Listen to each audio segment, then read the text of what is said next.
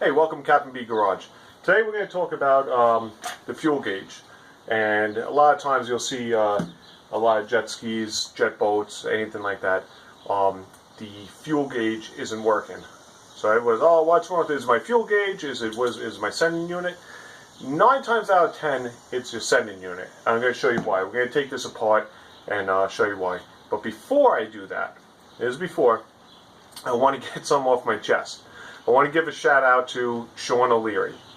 Last time we did a video, I did a shout out to Matt because he helped me with the taking off the graphics and everything off of the jet boat. After that, I caught a lot of flack. Oh, how come I didn't get a shout out? How come, I helped you too? Why did I get a shout out? The guy was about to cry. So yes, I give a shout out to Mr. Sean O'Leary for helping me with the jet boat and taking the graphics off and buffing it and painting it, with everything, okay? So we got that done over with. Just want to make sure. Alright, so now getting back to the fuel gauge. This is your fuel sending unit. It's on the top there, you'll have this rubber grommet or coupling. It sits on with 2 hose clamps, top and bottom.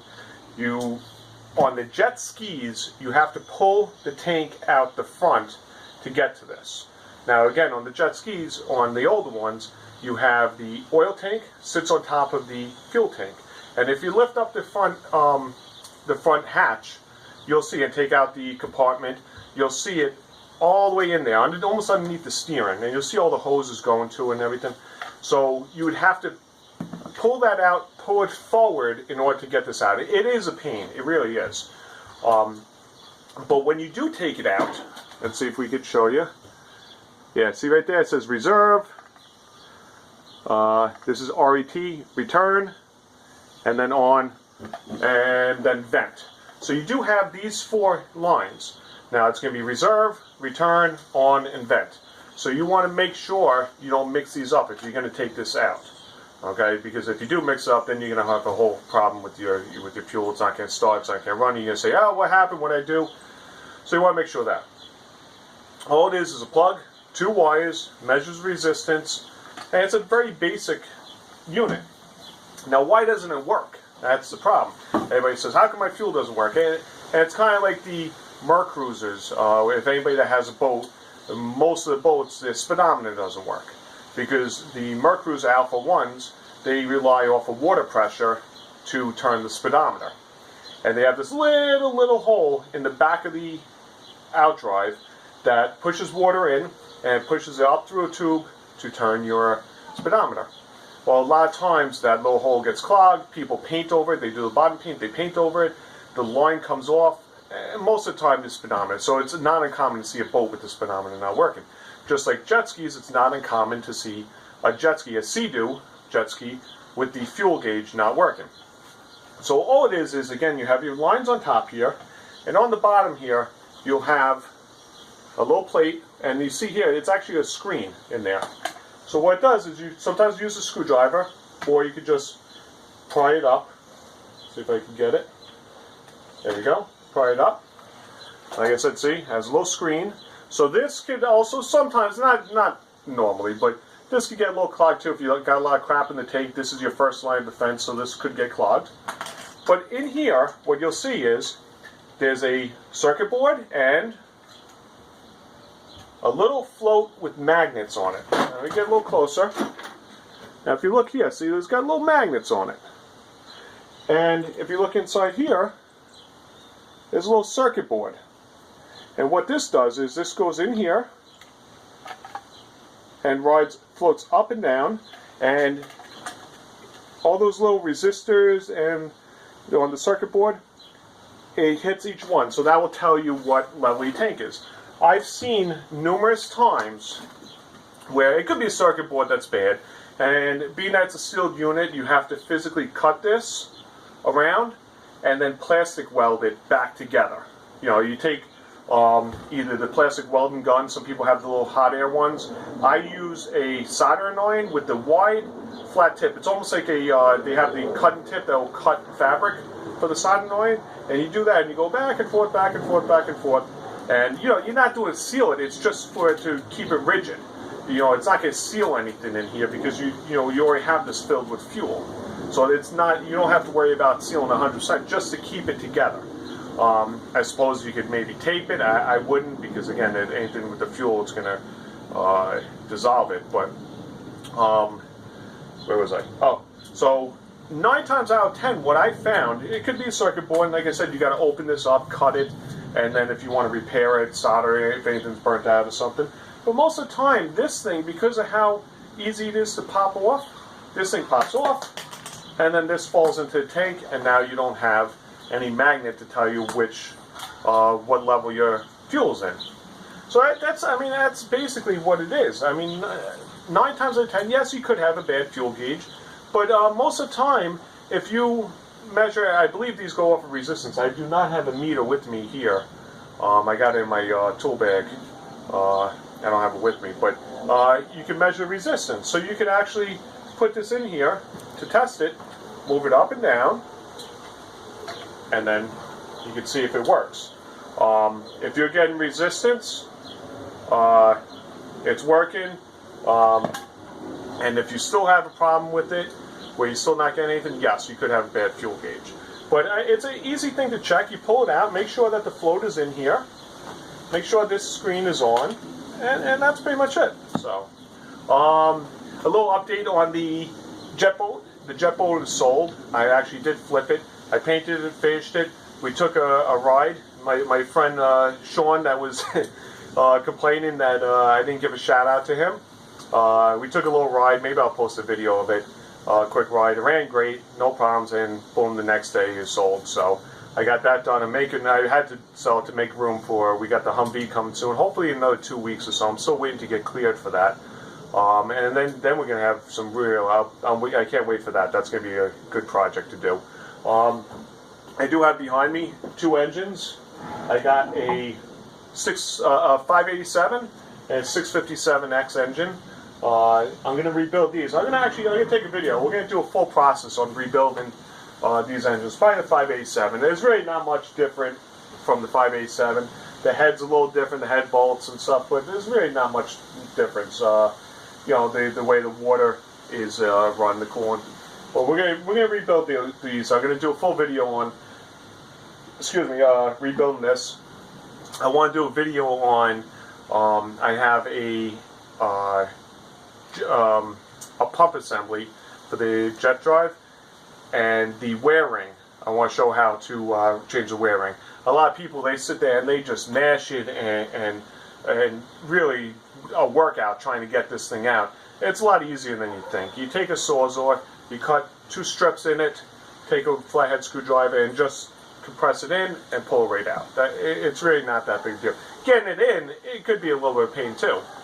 Getting in, I just take a 2x4 and smack it. But I'm gonna make another video on that, how to change your wear ring on the jet pump. And the wear ring is very important too, because again, that's what does your cooling. I had a jet ski where I bought it. I said, let me just test it out. I put it in the water. Okay, it started up, it's running. And not even 10 minutes later, beep, there's overheating. Actually, my friend made a joke about it. He says, you got heated seats with this thing? Because the engine was overheating. So we bring it back, and the wear ring was torn apart, and pieces of it was blocking the 2 holes to cool the engine. So what the wear ring does, what the jet pump does, is actually, as it pushes water out the back, there's 2 little nozzles, like Venturis, that push water into the engine and then back out. And then there's a Venturi that sucks it back out at the same time. So that's how you get your coolant flow. So if your wear ring is bad and that's getting blocked, or you're not getting the right pressure, you will lose coolant, or seawater flow through the engine, and the engine will start to overheat. So a lot of people look at these engines and it's overheating, it's clogged with salt and everything, which it could be, but a lot of times it's your wear ring that's bad. And I'm going to do a video on showing you how to do a wear ring. Otherwise, for now, that's it. I'm going to make some more videos, get some more out to you. I know people are looking for more videos. I like this. I do appreciate it. A lot of people liked and subscribed. I do appreciate that. That's it. So we're going to rebuild these engines. I'm going to do a wear ring. hopefully it keeps us busy until the Humvee shows up, and then there'll be some cool projects. So we're going to send that out, get painted right away. I might do a conversion on it. A lot of people, it's a turbo 400 transmission on there, a regular, Chevy turbo 400 transmission. They change it to a 4L80E, electronic overdrive transmission, which I'm going to try and document that and put that out, because you don't see anybody. You see a lot of forums, people asking how bad everything is, and how is it to change it, and a lot of people, no one actually did a video on it. And what I'm really excited about is it's got a 6.2 liter diesel engine in this Humvee. It's a military Humvee, something that you see in the movies and stuff, the actual military Humvee. It's got a 6.2 liter diesel engine in it, and later on in the 90s, late 90s, they changed it to a 6.5, and then the 6.5 with the turbo. I want to put a turbo on the 6.2. The 6.2 and the 6.5 almost identical engines, obviously except for the bore and stuff, but the same size. The intake and the heads are a little bit different. So a lot of people look, how can I get more power? They want to put a turbo on there, but nobody really knows how. Nobody did it. And I did some research, and there's these Chevy Express vans that were made late 90s into 2000 that came with this 6.5 turbo diesel engine, and it was an F code on the VIN. It was an F code engine, and that intake is the same intake that supposedly matches up to the 6.2 diesel. So we're going to try that. We're going to try and get 6.5 engine and tranny from a junkyard with the diesel, because the diesel is center mount. The turbo is a center mount turbo that's mounted just above the bell housing in the center engine, above.